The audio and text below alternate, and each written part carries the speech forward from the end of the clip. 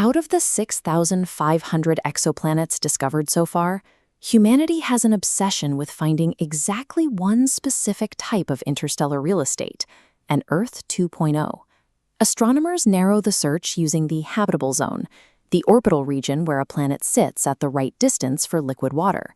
Candidates here are scored using the Earth Similarity Index, a mathematical scale from 0 to 1, based on radius and temperature. Over the last decade, this math generated a media hype train around 4 VIP exoplanets: Kepler 442b, Kepler 186f, Kepler 1649c, and TRAPPIST-1e, all boast incredibly high ESI scores, leading to headlines celebrating them as our cosmic twins.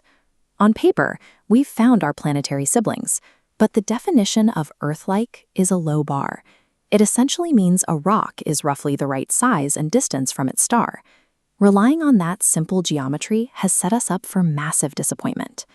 Consider the historic hype around Kepler 186f. When it was discovered, it made front-page news as the very first Earth-sized planet found squarely inside its host star's habitable zone. Then, astronomer Katja Cunha and her team aimed the apogee spectrograph at Kepler 186f's host star. By analyzing the chemical signature of the light, they found abnormally high concentrations of silicon. That excess silicon dictates the planet's internal geology. It means the rocks forming Kepler 186f are likely far too rigid to break apart and form sliding tectonic plates like we have on Earth. Without moving plates, there is no tectonic recycling. The planet cannot cycle carbon and other gases between its crust and its atmosphere. Over time, that atmosphere thins and disappears, leaving a completely dead, unlivable desert. Then there is Kepler 442b. It has a highly stable orbit and a fantastic ESI score, but it sits 1,200 light-years away.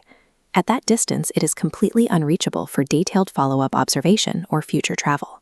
Having the right size and temperature on the outside offers zero benefit if the planet is too far away to study or its internal geology is locked into a rigid, dead rock.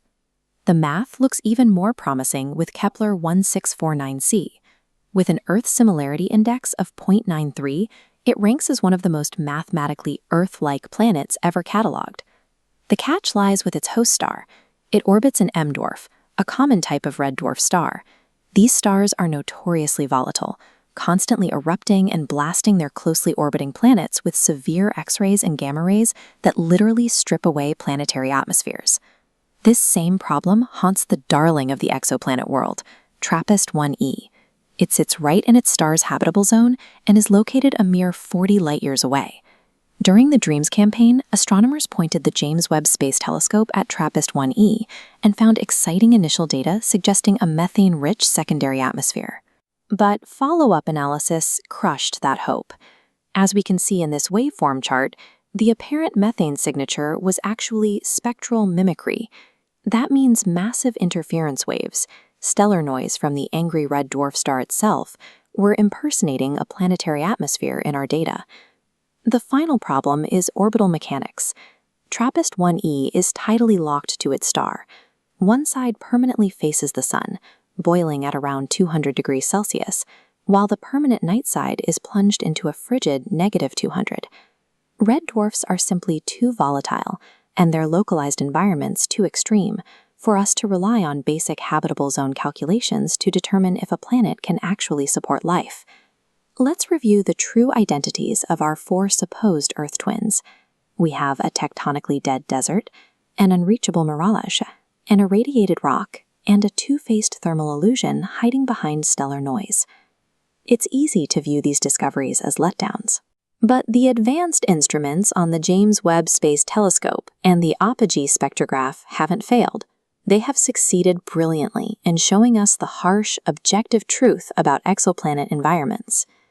We have to redefine how we view the habitable zone.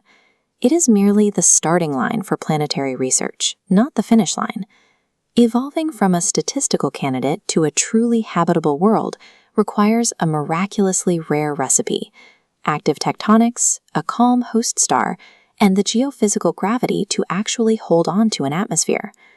Until the future Habitable Worlds Observatory launches to give us even more precise imaging, and likely more depressing news, Earth remains the only rock we know of with a working thermostat.